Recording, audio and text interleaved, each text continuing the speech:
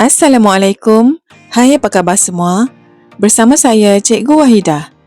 Topik yang akan kita pelajari pada minggu ini ialah kelas makanan. Kita juga akan mengetahui apakah itu makanan seimbang dan kesan jika kita mengambil makanan yang tidak seimbang. Jom kita mulakan. Setiap hari, kita akan mengambil pelbagai jenis makanan. Tahukah kamu bahawa setiap makanan yang kita makan boleh dikelaskan mengikut kumpulan dan mempunyai fungsi yang berbeza dalam tubuh kita? Ia disebut sebagai kelas makanan. Mari kita lihat apakah itu kelas makanan. Kelas makanan ialah kumpulan makanan yang mempunyai nutrien dan fungsi yang sama dalam badan kita. Terdapat 7 kelas makanan iaitu karbohidrat, protein, lemak, mineral, vitamin, pelawas dan air.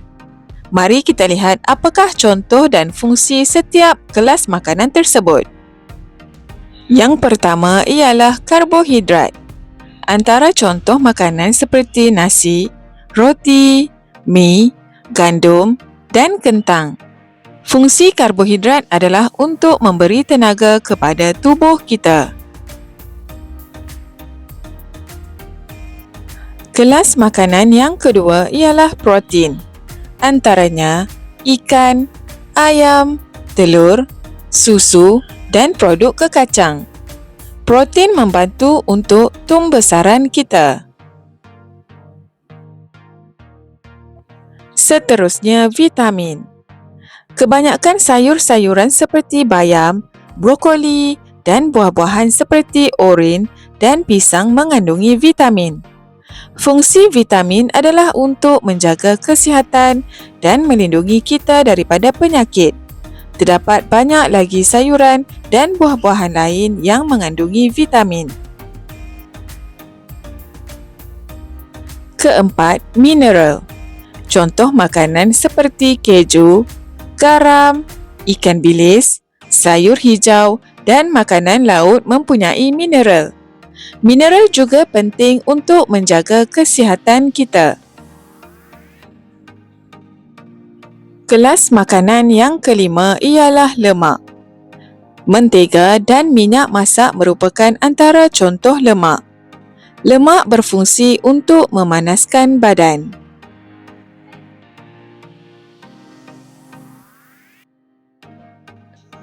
Keenam, air. Air sangat penting untuk badan kita.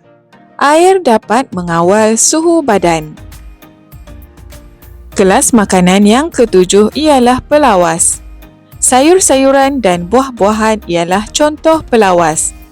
Pelawas membantu sistem pencernaan berfungsi dengan baik dan mencegah sembelit.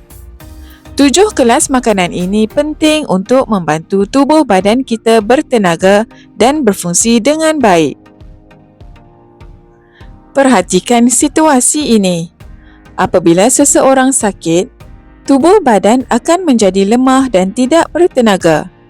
Makanan apakah yang sesuai diberikan kepada pesakit untuk membantu dia sihat semula? Antara makanan yang sesuai diberikan ialah bubur nasi. Bagaimanakah bubur tersebut boleh membantu pesakit untuk sihat semula? Mari kita lihat.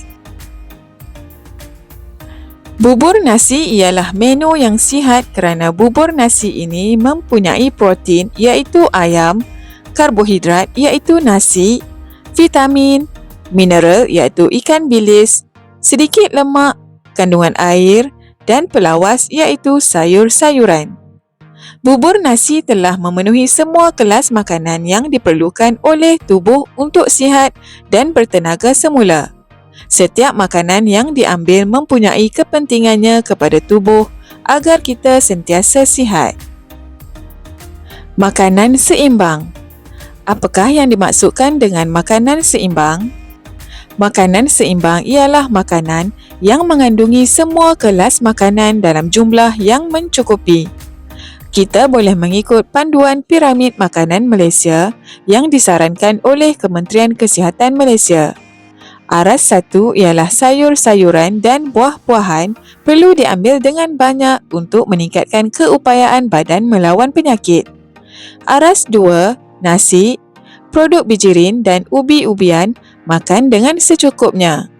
Aras tiga ialah ikan, ayam, daging, telur, susu dan produk tenusu makan secara sederhana.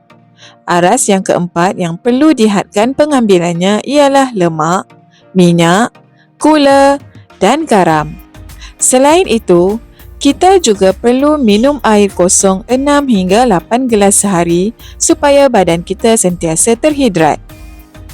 Makanan dalam pinggan ini adalah contoh makanan seimbang kerana mengandungi semua kelas makanan dalam jumlah yang mencukupi.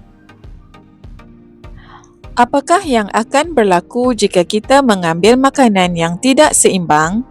Perhatikan tabiat pemakanan di bawah. Mengambil makanan yang mengandungi lemak berlebihan akan menyebabkan seseorang mendapat obesiti atau berlebihan berat badan.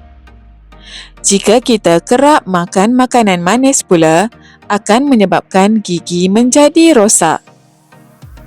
Jika kita kurang makan sayur-sayuran dan buah-buahan, kita akan mudah mendapat sembelit. Sembelit ialah kesukaran untuk membuang air besar. Makan makanan yang tidak seimbang boleh menyebabkan pelbagai masalah kesihatan. Oleh sebab itu, kita perlu merancang makanan yang kita makan supaya seimbang mengikut saranan piramid makanan Malaysia. Sampai di sini dahulu penerangan cikgu pada hari ini. Jumpa lagi. Assalamualaikum.